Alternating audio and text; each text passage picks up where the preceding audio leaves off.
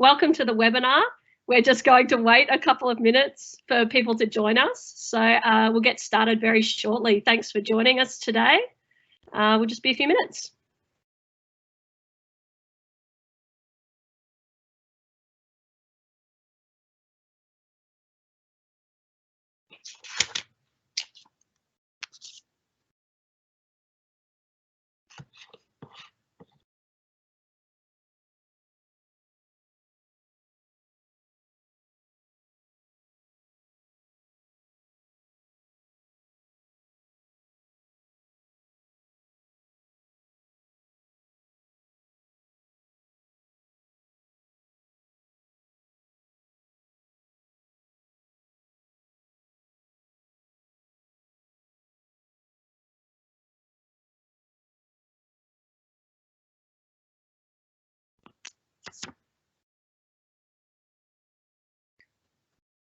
Okay, so welcome. We're live now. We're going to start. I just want to start this webinar today by beginning with an acknowledgement of country. So Isobar Australia is located on the Kulin Nations. So we want to acknowledge the Bunwurrung and the Wurundjeri people of the Kulin Nations as the traditional owners of the land on which this work is produced and on which our organisation normally works. We want to pay our respects to them for allowing us to live and work on their land, and to elders past, present and emerging. And I'd also like to acknowledge any other traditional owners that are joining us today. Welcome, it's great to have you here. So what I want to do really is start by introducing us. So my name's Julia Birks. I'm the Associate Director of Strategic Design and the Capability Specialist at Isobar. I'm going to let my colleague Sam introduce herself. Hi, my name is Samantha Wight. I'm a certified Agile coach and Scrum Master with Isobar. And Isobar is a digital agency. So we're a global digital agency, but here in Australia, we have about 400 people across 5 offices, and we transform businesses, brands and people's lives. Whoops, some slide kerfuffles, my apologies. We transform businesses, brands and people's lives with the creative use of digital. We're really all about experience-led transformation. And so before we go further into the webinar today, I just want to talk to you a little bit about how Teams works. So we've got a 45-minute webinar. It's being recorded, and the recording will be shared afterwards on a website which we'll provide the link for at the end of this presentation. In the right-hand side of your Teams app, you should have a Q&A panel where you can post questions. And we'll be reviewing the questions as we go through and answering as many of them as we can today. So that's what the last 15 minutes of the webinar is prepared for. But I might just now begin by telling you a little bit about what we're going to cover today. So the first thing we want to do is really acknowledge the truth of working remotely and what that's like. Sam's going to tell us a little bit about what is a high-performing team, because I think this is something a lot of people maybe don't think about or haven't read a lot about before, and there's actually some really great ways to define high-performing teams. We're then going to talk about 4 practices that you can put into place with your remote teams so that you can build really high-performing remote teams, and then we're going to go into our Q&A. So I'm going to hand over to Sam now, who's going to start a bit by telling us about the truth about working remotely. Thanks, Jules. So you're working remotely. The truth is, it's not for everyone. Some people will love it and may have been working remotely previous to everything that's happening right now with COVID-19. But some people are going to find it really challenging. It's going to be the first time that they are transitioning to working in a remote space, and there is a lot of distractions with working remotely. You've got TikTok, you've got YouTube, Facebook, doing house chores, the news, the fridge. How many times have you aimlessly walked to the fridge in the last week if this is, the first time you're working from home? But it has its advantages as well. You might save money on the commute, going to work. You can design the office space you always wanted. So it really depends on what kind of person you are and whether you're finding this time and you're thriving in working remotely, or if you're finding it a little bit challenging. Managers, managing remotely is not for everyone as well. It can be really difficult to manage a team remotely. It really requires a lot of trust because you no longer can see your teammates. So you have to really trust that what they say they're doing, they actually are. Communication is key. Having regular check-ins with them and almost over communicating in at this time. You need to be able to balance personal flexibility and accountability because everyone has, you know, a way that they want to design their work life around working remotely. They might have kids or, um, pets that they need to walk. And it's difficult to know as a manager when someone's suffering.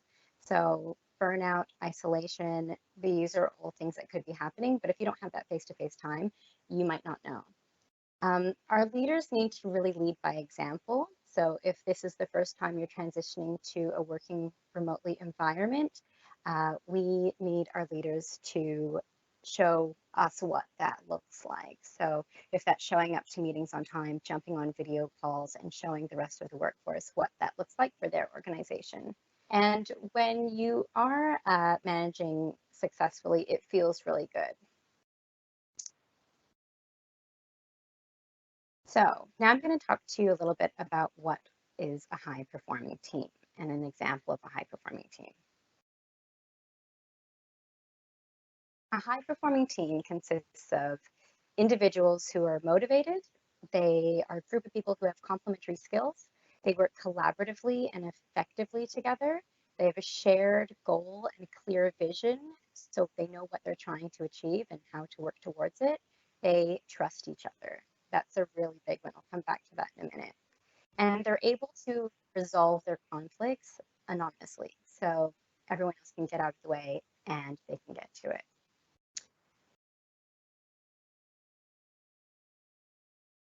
So there is, I guess, when we think about building a high performing team and how we do that, Google had the same question. So they looked at 180 teams and they wanted to know what made them high performing. And through this study, what they learned is that there's really 5 keys to a successful team. And those things are psychological safety, how comfortable you feel taking risks with your team, and if you feel like you can make mistakes in front of your team, dependability, can you depend on your teammates and hold them accountable? Structure and clarity, do you have our goals and roles and responsibilities clearly articulated and defined? The meaning of work, is everyone on the team working towards something that's personally important to them? And the impact of work, do they believe what they're doing really matters? If you haven't heard about Project Aristotle, definitely recommend that you check it out. The link is in the slides. It's just a really interesting read. And although this may have been done in contextualization of co-located teams, we feel that this is really strong for remote teams as well. When Google did this study, what they realized is that if psychological safety did not exist in the team, the rest of those areas didn't matter. Everything fell apart. So psychological safety was absolutely the number one thing that a team needed to have. So we're going to dive a little bit deeper into psychological safety and what that means. So psychological safety is being able to feel comfortable and safe to bring your authentic self to work, and that you aren't going to have any negative consequences and being judged by your teammates if you make a mistake.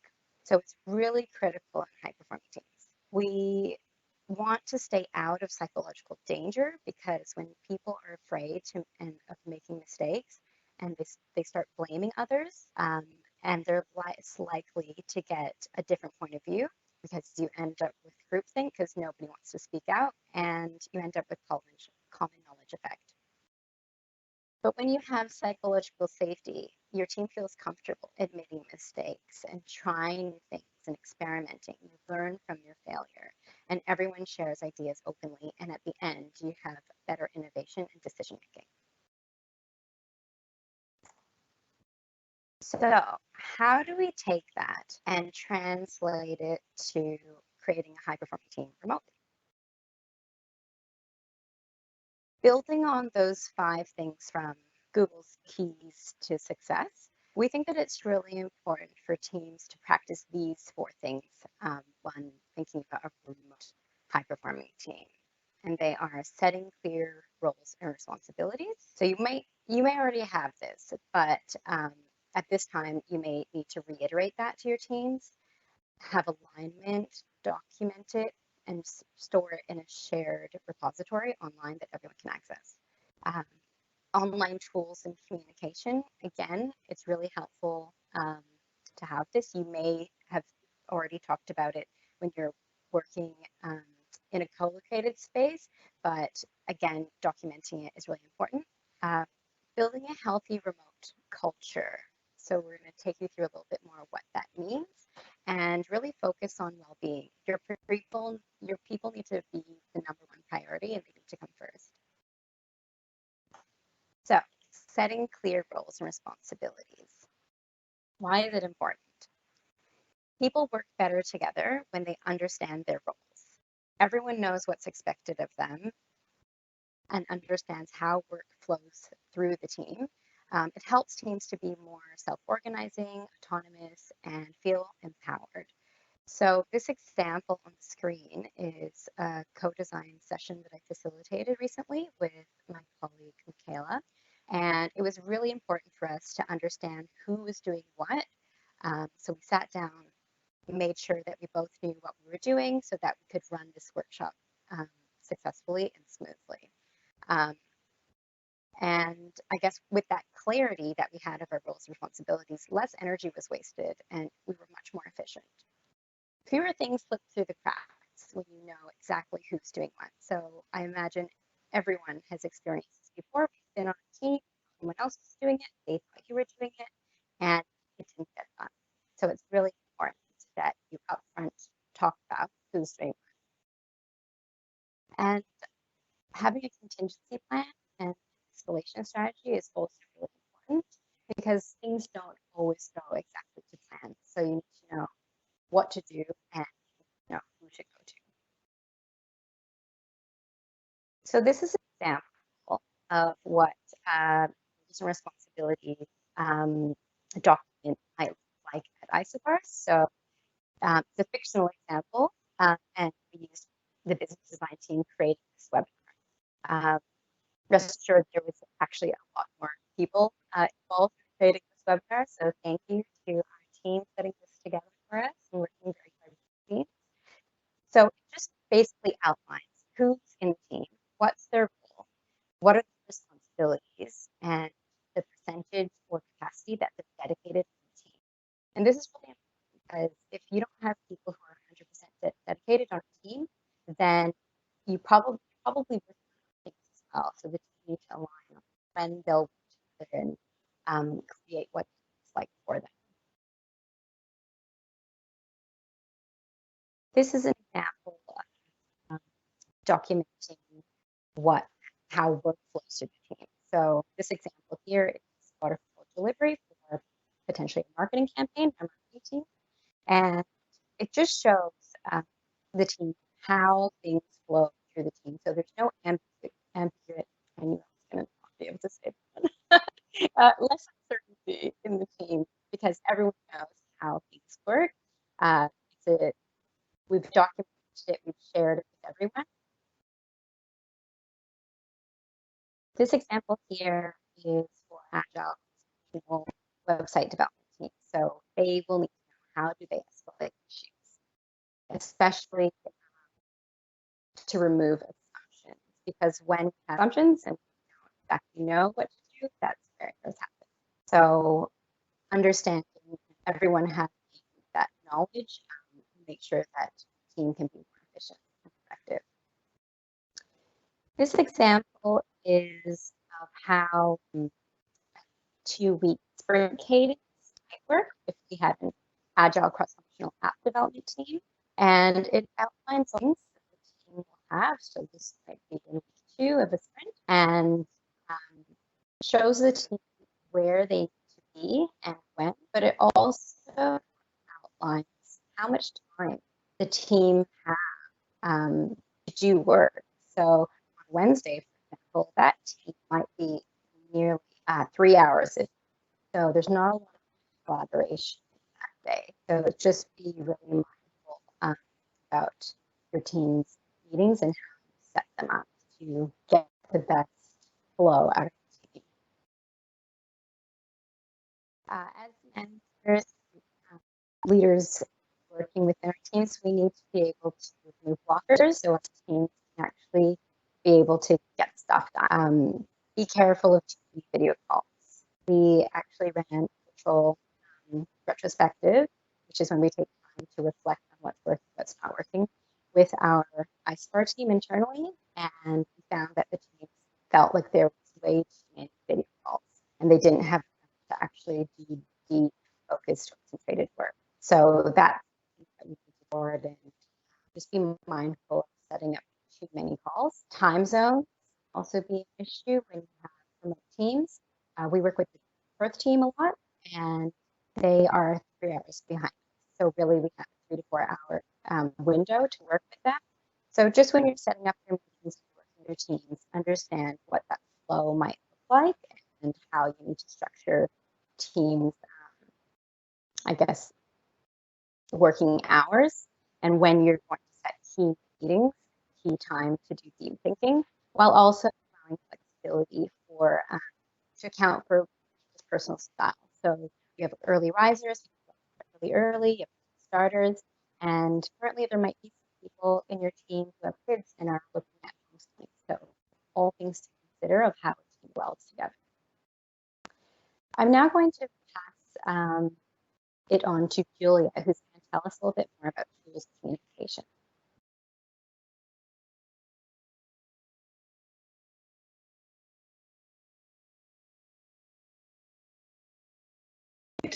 Sorry, just some fun tech support issues there. Thanks so much, Sam. I'm just going to send out a little apology. We know that Sam's mic was a bit intermittent there, so we have a feeling it's to do with some internet connection stuff. It must be all those people at home watching Netflix. So if you're watching Netflix, you can help the sound quality by turning it off now. So I'm going to keep going. Look, we're probably more dependent on our tools and how we communicate now than we normally are. So it becomes really, really critical that we have a clear plan as teams for how we're going to remotely use those tools to get work done efficiently. So I think the first thing you need to be deciding as a team is what tools are you going to use to communicate remotely. Visualize those plans so that everyone's clear and aligned about what needs to happen for the work to be as effective as possible. Think about the access that the team might need to their digital tools.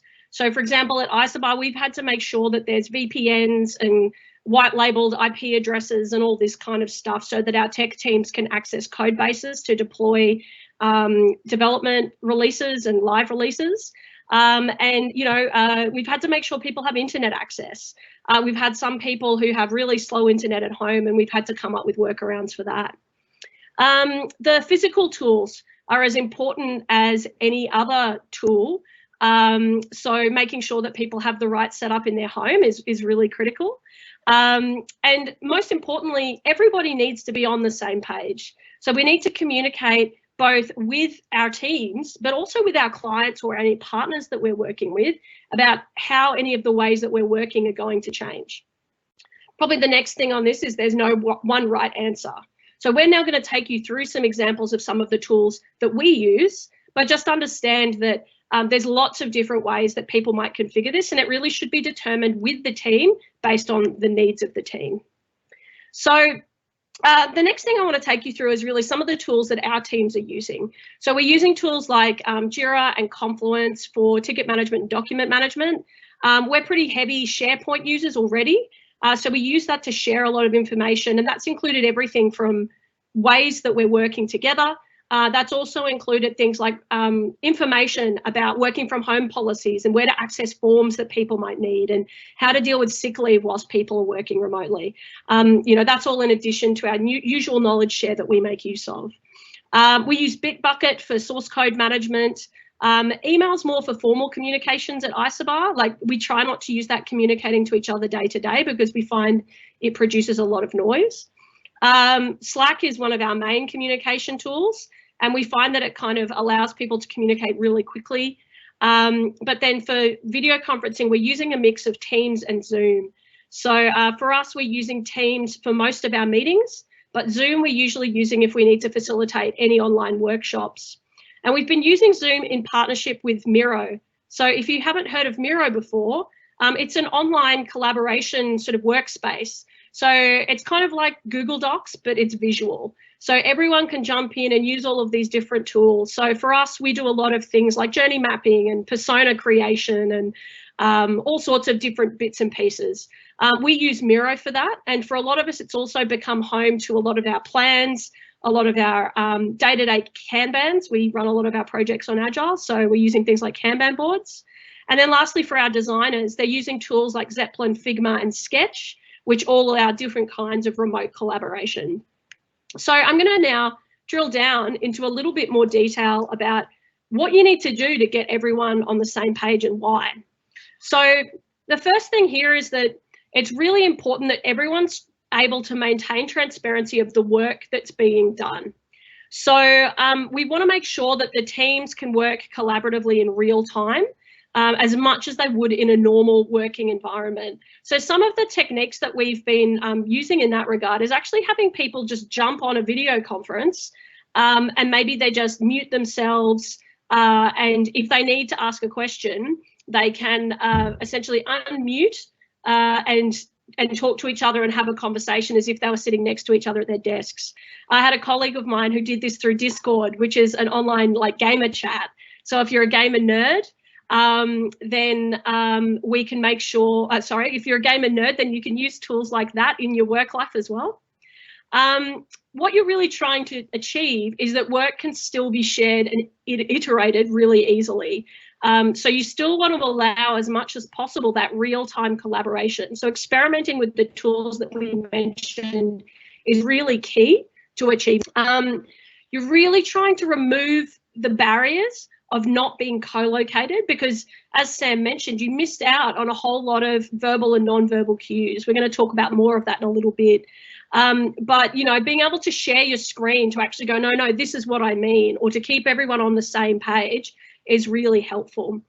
So use a combination of collaborative tools to get the desired outcome. Figure out what it is you want to do, and then really make an effort to try different things to really get where your team needs to go and deliver the outcomes you want to deliver.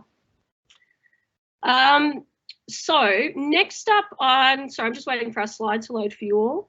Next up, I'm going to give you an example of a way of creating an aligned view of communication tools. So this is from a team, from one of our teams that works at Isobar. And what they've done is actually articulated what they're using email, Slack, Confluence, phone and video calling for. So Sam talked earlier about really making sure that you visualize the information and that everybody's on the same page. This is one really simple way to do it. Capture the agreements for how you're going to work together and put them in a place where everybody can see them. The next part is to make sure that you're using the right tool for the right job. So Slack and Zoom, sorry, we're getting some misbehavior here on technology. Slack and Zoom are both good in different contexts. What we found sometimes is that even in real life working spaces, our teams can sometimes get a little bit focused on slacking messages back and forward to each other and forget to lift up and actually have face-to-face conversations when it's needed. And this is as true in a remote context, and probably I would say more important. In a remote environment, what I find is that sometimes people are more likely to put their heads down and focus on the work and struggle in silence. So sometimes actually getting everyone on the phone at an agreed time becomes really, really important so that they can participate in real time. You can read the virtual room, and you can make sure that everybody's actually comfortable with the work. It can be really hard to get, I guess, alignment and agreement on Slack sometimes because people tend to talk or type over the top of each other. Not everyone is always on Slack. So one of the things we've been practicing at Isobar in the team that I'm in is that we do just a little virtual stand-up each day. So we jump on Teams, and we make sure that we're just finding out what are the things we're going to focus on for the day, how do we need to collaborate, and then trying to minimize video conferences through the day so people can focus and get work done. The last thing I'd add here is if you're running Zoom meetings online, make sure those meetings have agendas because you want them to be as productive as your IRL meetings normally are. You don't want to fall into the trap of they just become talk fests. So having good meeting structure, having having a purpose articulated before the meeting so everyone knows why we're getting together, and having a clear agenda for what's going to happen and what the outcome needs to be at a high level is a really valuable way to align people. So next up, I think it's really key to get to know the tools you're using. I like to think of myself as a decent tech nerd, but I've been totally surprised in the last week and a half how much I've learned about the tools that I've used for a really long time. So Zoom has some really cool features like breakout rooms, and our teams are able to find that and use that to run really great workshops. But really, what you want to do is learn how you can most effectively collaborate with your team, and also how you can get work done individually really effectively as well. So now's a great time to jump online, watch some webinars or videos about how to use the tools that you use.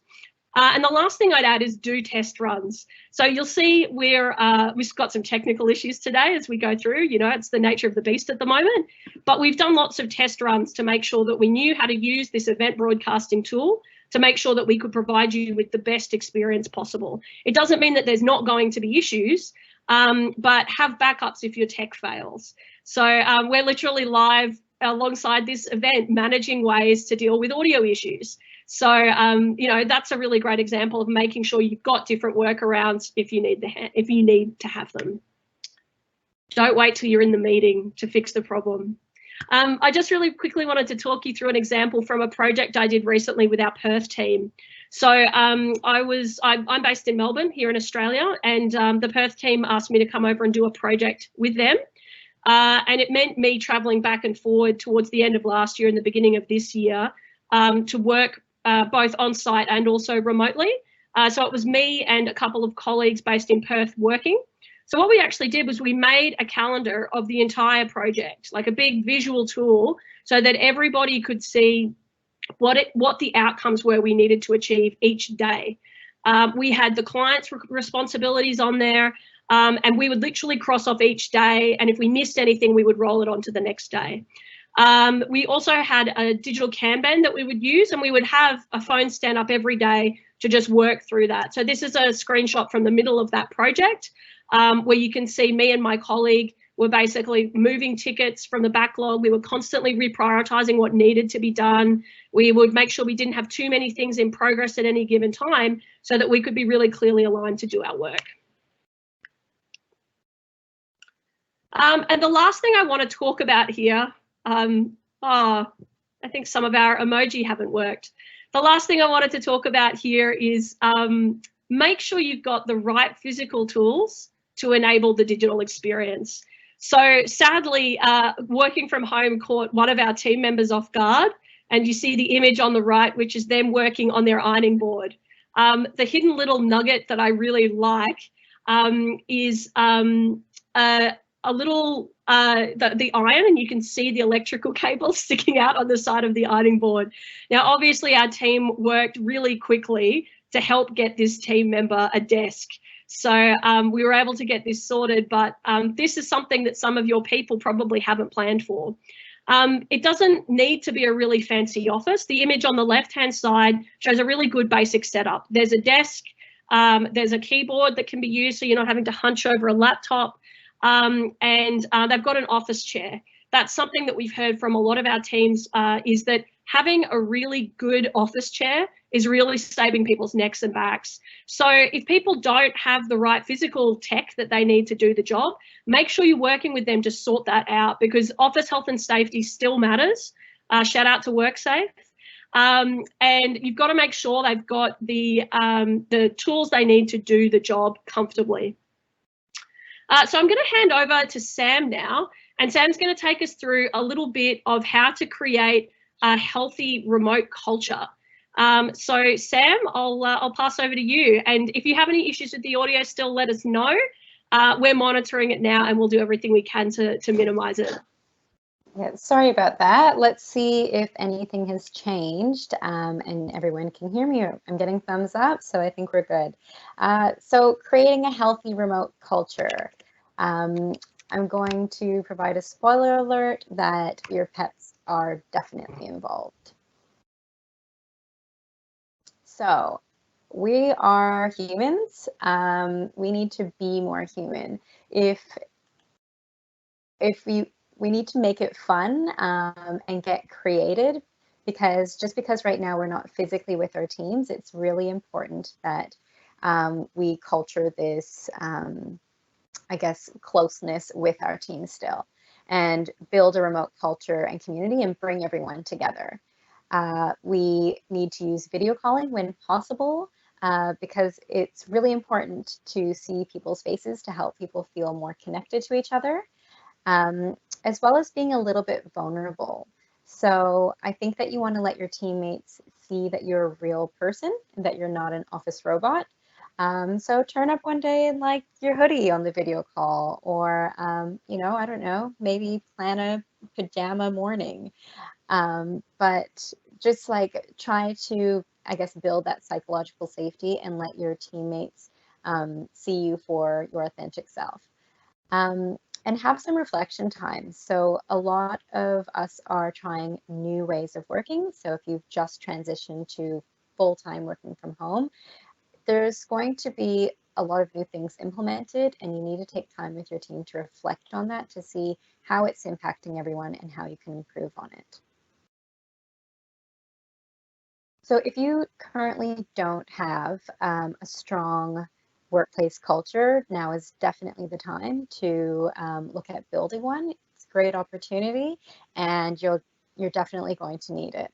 So there's lots of ways to do this. We're going to go through a few of them. Number one is to have fun. You can find ways to make remote working fun and enjoyable for everyone. You can use icebreaker games in Slack or video. You can, I guess, you play games as well. So in the bottom right corner, my team and I, we did like a show and tell where we all brought stuff that really meant something to us or sentimental.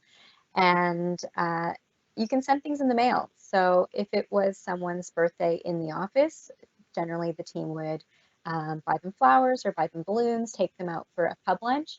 You can still do that. So you can send your team flowers, or you can have a virtual pub lunch. We want to really focus on building communities as well.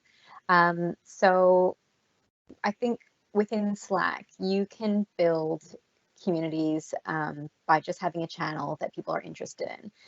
At Isobar, we have hundreds and hundreds of channels that range from, you know, vegan recipes to gaming to parenting tips. So you can build these online communities, and it makes everyone feel really connected and fosters a really good remote online culture. If you already have a good, strong culture, this is the time that we're looking at how you can extend that and have that culture translate into the online presence. So there's lots of things that you can do. You can keep your weekly meetings, or if you have all team meetings at the end of the month, you can continue to do those. We had all team meeting last week with 155 people on the call, and it ended with a dance party at the end. It was actually really great fun. If you would normally do a trivia day or bingo in your office, there's no reason that you can't do that online. introducing new starters as well. That we have a hello goodbye channel, and everyone who is new gets introduced on that channel, and everyone else joins in, and it makes them feel really connected too. If you have annual activities that you would normally do, think about how you extend that and redesign that for an online presence. So, for example, at Isobar, we have something called Pimp Your Pod. It's a spin on an American TV show called Pimp Your Car, if you are not familiar with it. And we've actually tried something called, Pimping Your Workstation. And we had a competition run, and it was for who can make the best remote workstation, and you can see some photos that people got really creative with this, and the winner won a week's worth of home deliveries for lunch. And all of these things really help to build psychological safety amongst your teams, which I guess promotes your culture even further and makes people feel connected.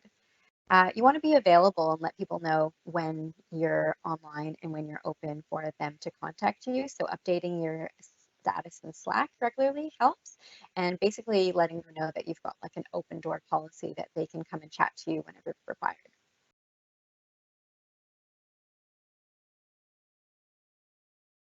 So when we look at communication, there's a study that shows us that 7% of our communication is actually spoken word, and the rest of it is through our tone of voice and our body language. So it's really important that we have those phone calls and video chats to pretty much help you get your point across and make sure that you're communicating clearly and effectively.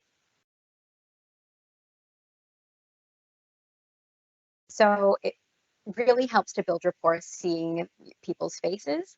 Again, I want to reemphasize to be human. Invite your pets, invite your children to the phone calls because they like being seen and we love seeing them. It makes everyone really excited to see a cute animal on screen. And everyone feels more engaged when you can see people face to face. And again, be your authentic self. Wear a hoodie, be able to laugh at yourself, show that vulnerability and your authentic self to your teammates.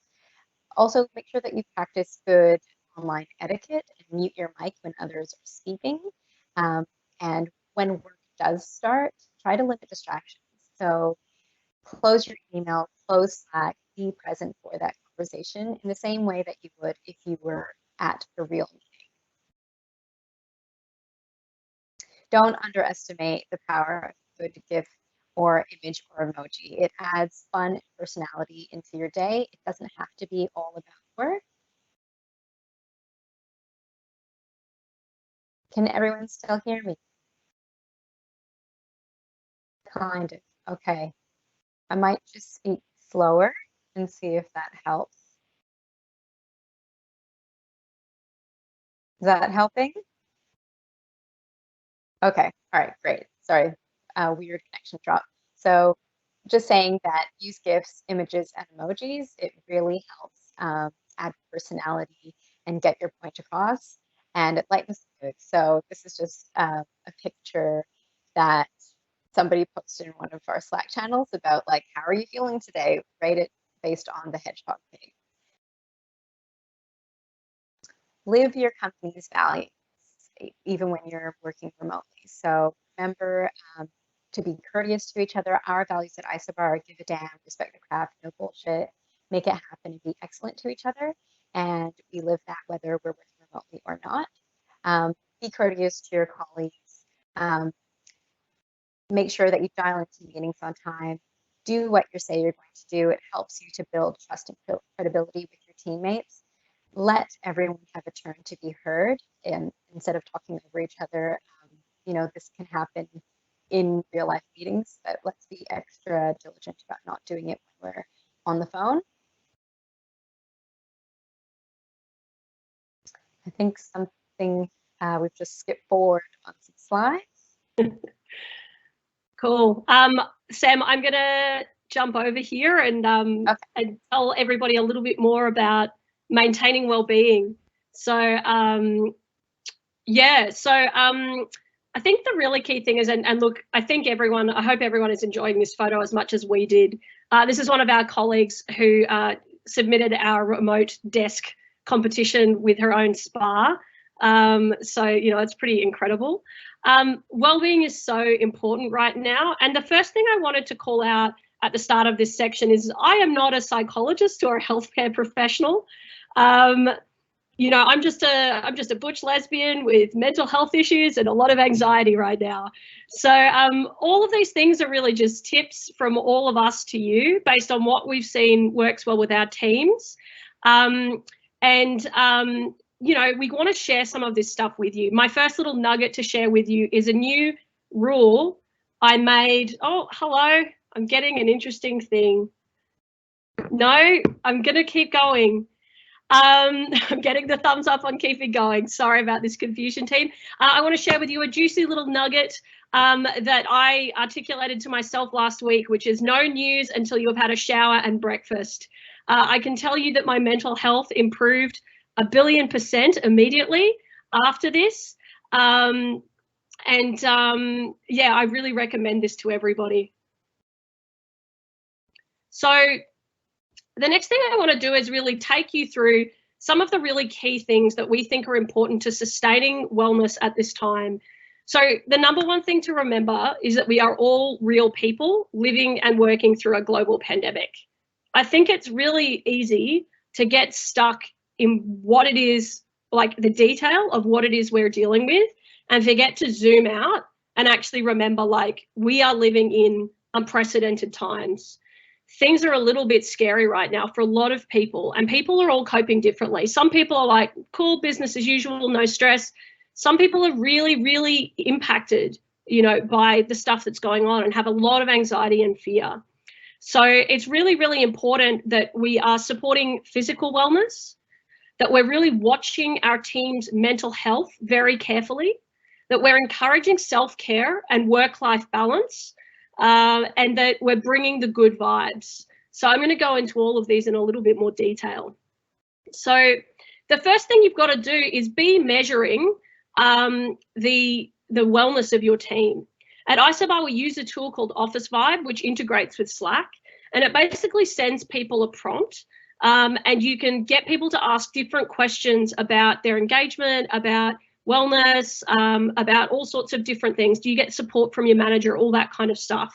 It provides anonymity for employees. It's a really great pulse check if you're a manager.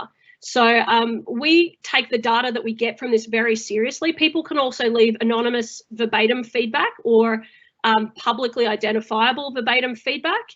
And we make sure that we're asking people how they're doing all the time to maintain wellness. So measuring wellness is a really great way to understand how your team is tracking. The next thing I want to share with you is making sure that you're supporting people's physical wellness. So we've had a program at Isobar for a while called Iso Healthy, which was organised from one of our members internally, one of our staff internally.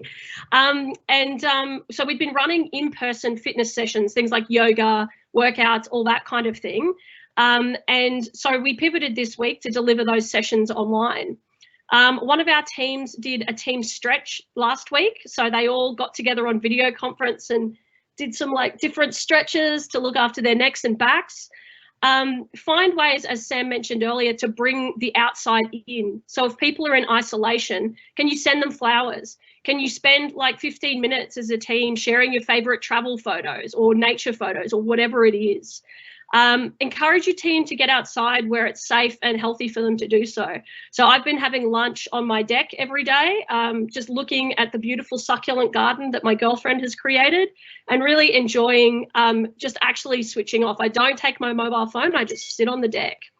The next thing I wanted to talk about is the other part of this, the mental wellness.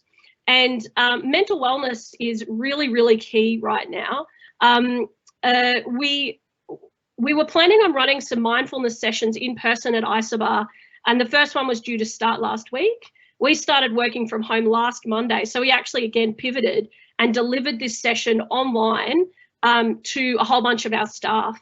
And I'm not sure if you can see the detail, but on the right-hand side of this photo, you can basically see all of our staff going, "Oh my God, thank you. That was so amazing. Oh my gosh, I've never felt so relaxed," all this kind of stuff. So think about how you can really scaffold mental wellness online. It's really important. Make sure if you see any resources that you're sharing them. So there's some great podcasts going around right now, video meditation, books, all sorts of things. Share that information as a team. We've got a hashtag IsoHealthy channel in Isobar, and we share a lot of information there for people. There's a really quick and fast technique you can do at the end of meetings called fist to five. And you basically hold up a number of fingers depending on how good you're feeling at the end of a meeting. So everyone does it at the same time and you go 1, 2, 3, go. People hold up their fingers and say, "I'm feeling 3 because," and it's a really quick way to get a sense check of how the team is doing. Next, I'd really say as a manager, you need to be modeling self-care to your team. So as with anything, any behaviors you want to be modeling to keep your team performing at a high level, you need to be modeling wellness behaviors too.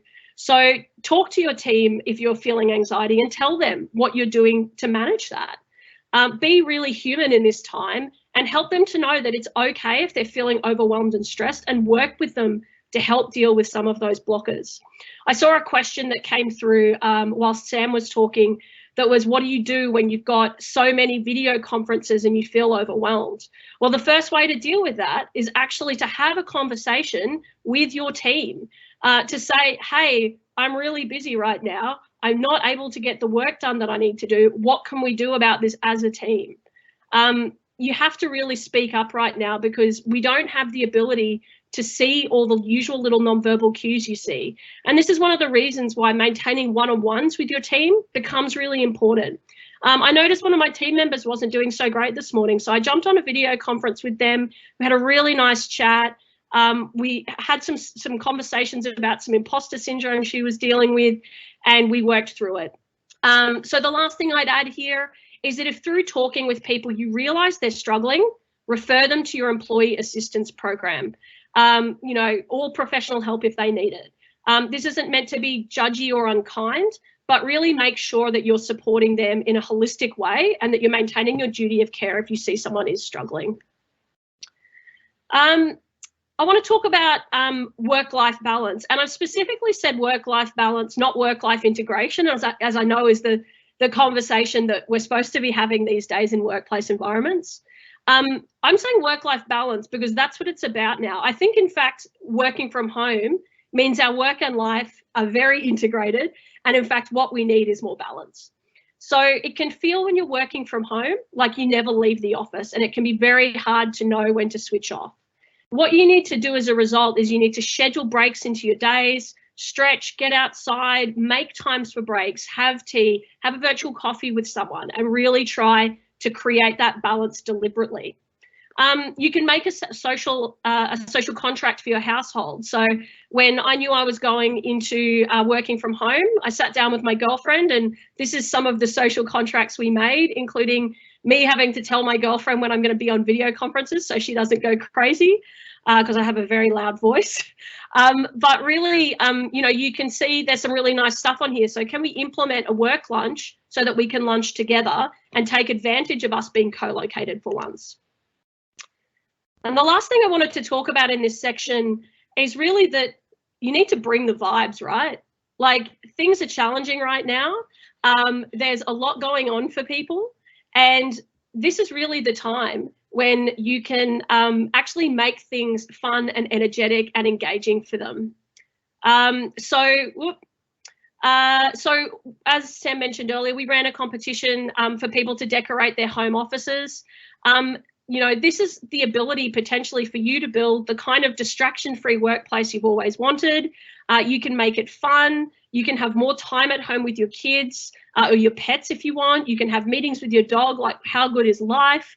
There's going to be some challenges for people, but really actually lean in to the awesome potential that this provides. Like, if you used to hate the music that the people who sat next to you used to play, well, damn it, now you can crank whatever you want 24/7, or maybe, like only 8 hours a day, because that's work-life balance.